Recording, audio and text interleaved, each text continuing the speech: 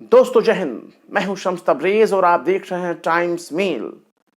America, Britain, Germany और European पश्चिमी देशों की तरफ से दिए गए हथियारों के दम पर कोई जंग नहीं जीती जाती। कत्ल गारत कर दिया जाता है लेकिन जंग मुकम्मल नहीं हो पाता, क्योंकि जंग तो अपने बराबरी वालों में लड़ी जाती है।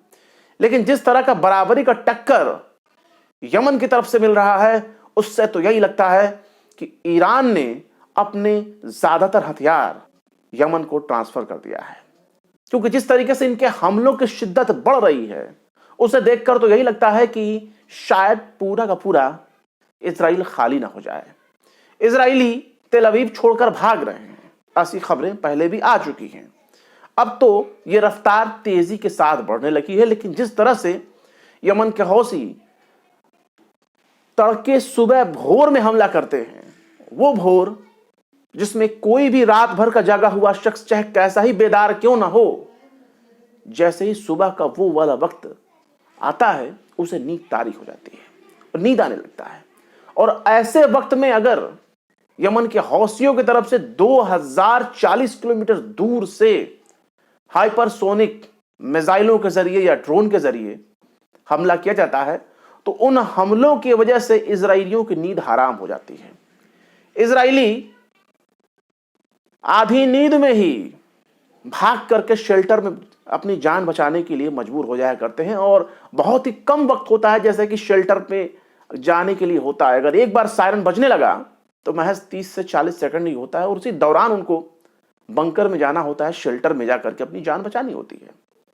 और ऐसे में इजराइल के भीतर भगदड़ मच जाती है, जान बचाने की होड़ मच जाती है। जाहिर सी बात है, जान सबको अब कीमती होती है और इजरायलियों को तो कुछ ज्यादा ही कीमती होती है। और इस दौरान जब भगदड़ मचता है तो इजरायली जख्मी भी होते हैं, हॉस्पिटलाइज भी होते हैं, और बहुत से तो ऐसे होते हैं जो मिसाइल हमले की वजह से, अब दूसरों के ऊपर जब हमले होते हैं तब तो ये खूब नाच नाच के मजे लेते हैं, मजाक उड़ाते हैं। औरतों का, बच्चों का, बुजुर्गों का, मारे जाने वाले लोगों की लाशों को देख करके ये खुशी का इजहार करते हैं, जश्न मनाते हैं। लेकिन जब अपने ऊपर गिरती हुई कोई मिसाइल नजर आती है तो इनको पैनिक अटैक आ जाता है। नतीजतन इन्हें हॉस्पिटलाइज कराना पड़ता है, हॉस्पिटल में इन्हें भर्ती कराना पड़ता है। इनका दिल थोड़ा सा कमजोर होता है, क्योंकि अमेरिका इनको गोला बारूद हथियार तो दे सकता है लेकिन मजबूत जिगरा नहीं दे सकता, उनको मजबूत दिल नहीं दे सकता, हिम्मत हौसला नहीं दे सकता। हथियार दे देगा, लेकिन जिस तरीके से यमन के हौसियों की तरफ से ताजा हमला किया गया है, उससे यही लगता है कि यमन के हौसी इनको ढंग से जीने नहीं देंगे। पूरा का पूरा इजरायली ये खाली ना करवा दें धीरे धीरे करके। और अब तो इन लोगों ने, यानी यमन के हौसी ने, अमेरिका के एयरक्राफ्ट कैरियर पर ही हमला कर दिया है और कहा है कि हमने अमेरिका के जरिए किए गए बड़ी प्लानिंग को नाकाम कर दिया है।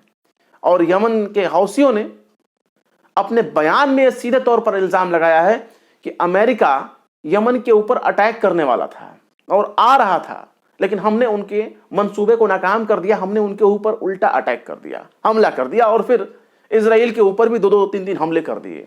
यमनी आर्म फोर्स के मिलिट्री प्रवक्ता यानी ब्रिगेडियर जनरल यहिया सारी ने अपने बयान में बताया है कि हम अपने हमले के 5वें मरहले में दाखिल हो चुके हैं और हमारी यमनी आर्म फोर्स ने लाल सागर के उत्तर में मिसाइल से अटैक किया है और 4 ड्रोन का भी इस्तेमाल करके अमेरिकी aircraft carrier USS Harry S Trueman को निशाना बनाया है।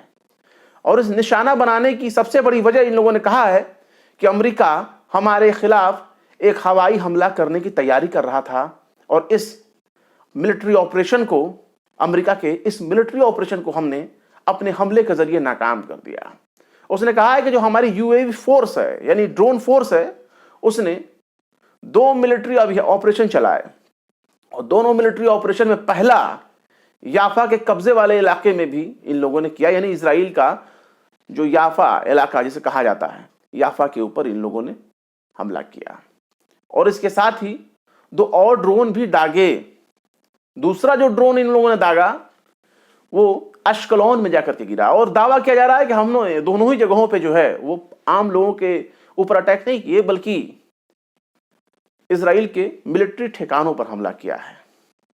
और इन लोगों ने अपने पूरे हमले को बहुत ही कामयाब बताया है। किसी भी देश के लिए, एबीसीडी कोई भी देश हो, उसके ऊपर अगर हमला होता है और सामने वाला दुश्मन अगर छाती ठोक कर कहता है कि हमने बहुत ही कामयाब हमला किया है, अपने मंसूबे को हमने हासिल कर लिया है, तो यह सवाल तो उठता है कि आखिर अगर यमन के हौसियों की तरफ से इजराइल के ऊपर अटैक किया गया, अमेरिका के युद्धपोत के ऊपर हमला किया गया, उसके एयरक्राफ्ट कैरियर पर अटैक किया गया, तो इससे कितना बड़ा नुकसान हुआ होगा। खुल करके कोई अपने खामी को जाहिर नहीं करेगा, लेकिन इजराइल की मजबूरी है। इजराइल को अपने ऊपर होने वाले नुकसान को जग जाहिर करना पड़ रहा है, और खासकर उत्तरी गजा में यानी नॉर्दर्न गजा में हमास के साथ लड़ते हुए 2 इजरायली सैनिक मारे गए। इजराइल के सैनिकों के मारे जाने की तादाद अगर आप देखें तो इजराइल का दावा है कि अब तक 397 इजरायली सोल्जर्स जो हैं वो ग्राउंड ऑपरेशन में मारे गए। लेकिन नॉर्दर्न इजराइल में जिस तरीके से 2 सैनिक मारे गए और 4 गंभीर रूप से जख्मी हो गए, उसके बारे में वो बता रहा है वो हमास से लड़ते हुए मारे गए। और ये बात Israeli media times of Israel बता रहा है और वो ये कंफर्म कर रहा है। इसके साथ ही फलस्तीन का पश्चिमी तट जिसे कहा जाता है वेस्ट बैंक, जिस पर इजराइल कब्जा कर रखा है, वहां भी 3 इजरायली मारे गए और 8 जो है जख्मी हो गए हैं। और यह भी फलस्तीनी लड़ाकों के जरिए इस घटना को अंजाम दिया गया।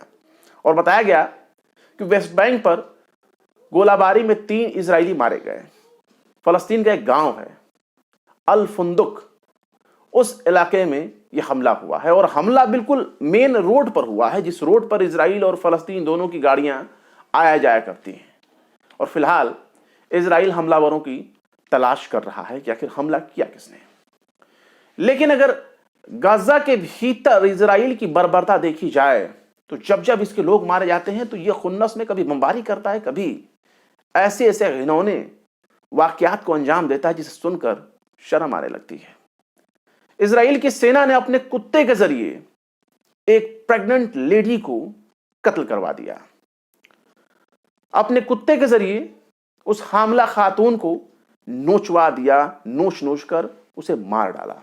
इसे साफ तौर पे आप कह सकते हैं कि इसे कत्ल करने वाला कुत्ता नहीं था इजराइल का, बल्कि खुद इजराइल ही था। कुत्ता इजराइल का तो मामला भी इजराइल का, कत्ल भी इजराइल का। इजराइल ने एक हामला खातून को बड़ी बेदर्दी से कत्ल कर दिया। जब वो मारी गई तो उनके पेट में जो पलने वाला बच्चा था, डिलीवरी के बहुत नजदीक वो बच्चा था, और जैसे उनकी मौत हुई, जो पेट में जो पल रहा बच्चा था उसको भी कुत्ते ने कत्ल कर दिया बड़ी बेदर्दी से।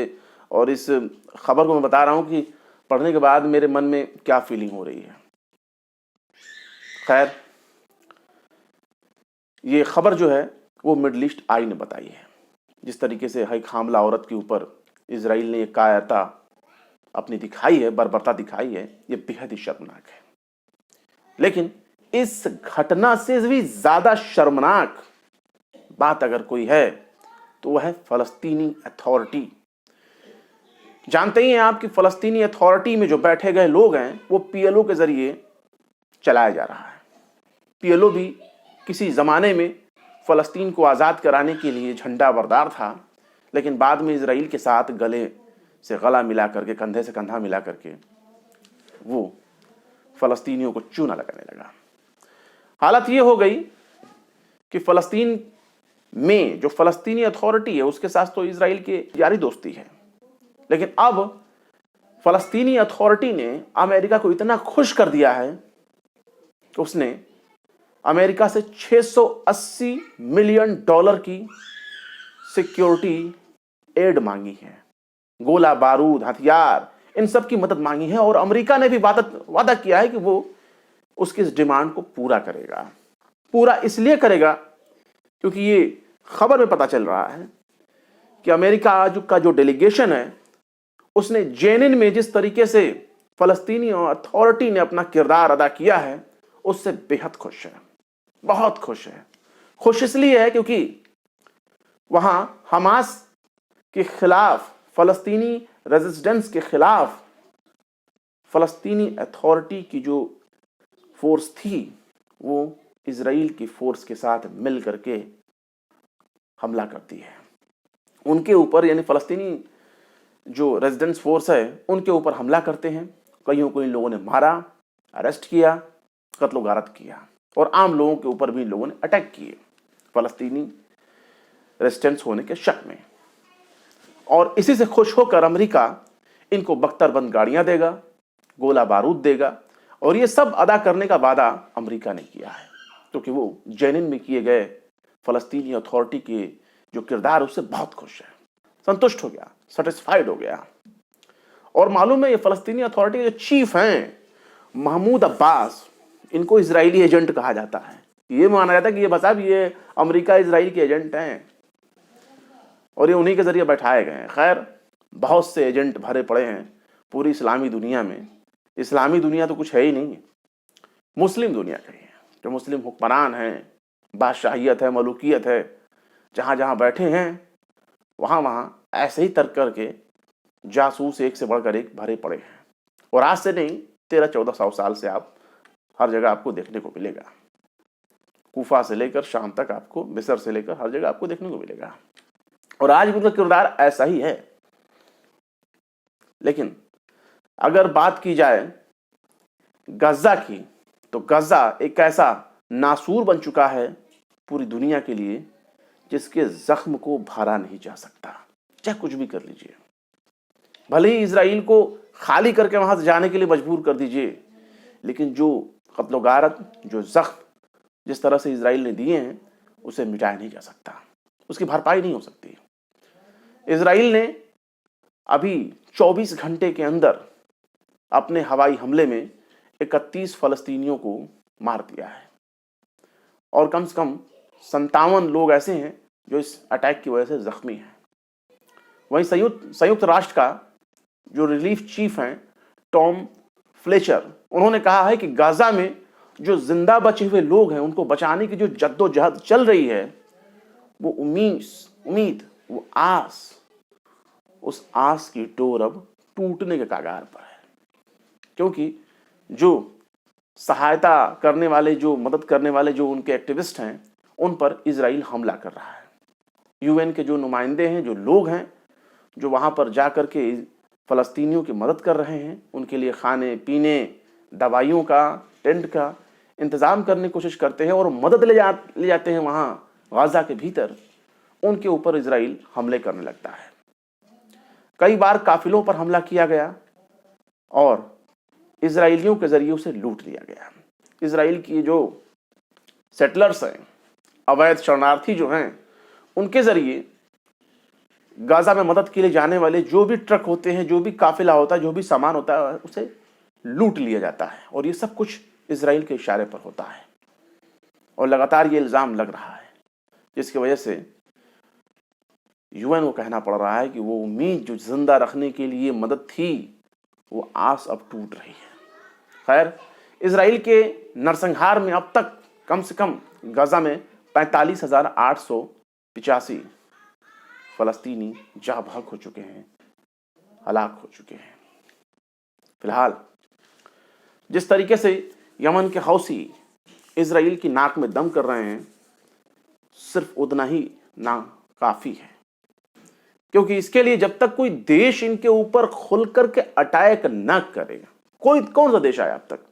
ईरान के अलावा कोई ऐसा देश नहीं है जिसने सीधे इजराइल से टक्कर लेने की कोशिश की हो, लोहा लेने की कोशिश की हो। तुर्की है, लंबी लंबी बातें करता है। तुर्की के ऊपर भी एक मुसीबत आने वाली है, जल्दी हम आपको उसकी खबर से अपडेट कराएंगे। फिलहाल क्या कहेंगे इस खबर के बारे में, अपनी राय कमेंट बॉक्स में जरूर बताएं। वीडियो अगर पसंद आए तो लाइक करें, शेयर करें, अपने यार दोस्तों को भी टाइम्स मेल के बारे में जानकारी दें। और अभी तक जिन दर्शकों ने हमारे चैनल, नए वाला चैनल जो है टाइम्स रिपोर्टर को सब्सक्राइब नहीं किया, प्लीज प्लीज प्लीज आप लोग जाकर के सब्सक्राइब कर लें। क्योंकि अब वीडियो उसी पे आने वाले हैं। टाइम्स मेल पे जितने दिन वीडियोस आ रहे हैं उतने दिन तो आप देख सकते हैं, लेकिन अब परमानेंट ऐसे हालात बन रहे हैं कि हमें टाइम्स रिपोर्टर पर शिफ्ट होना पड़ेगा। हमारे वीडियोस की रीच को टाइम्स मेल पर रोक दी जा रही है, वीडियोस को डीमोनेटाइज कर दिया जा रहा है, और कई बार तो ऐसे होते हैं कि वीडियो ही गायब हो जा रहे हैं। तो कब तक इनसे लड़ेंगे? उन्हीं का प्लेटफॉर्म भी यूज करना है अमेरिकन का, और उन्हीं को खरी खोटी भी सुनानी है। कोई दूसरा विकल्प होता तो उसको भी आजमा लेते। खैर, फिर मिलता है किसी और वीडियो में एक नई खबर के साथ। शम्स तबरेज को दीजिए इजाजत। जय हिंद। अगर अभी तक आपने हमारे चैनल टाइम्स मेल को सब्सक्राइब नहीं किया है तो जल्दी से सब्सक्राइब कर दें और बेल आइकन भी प्रेस कर दें।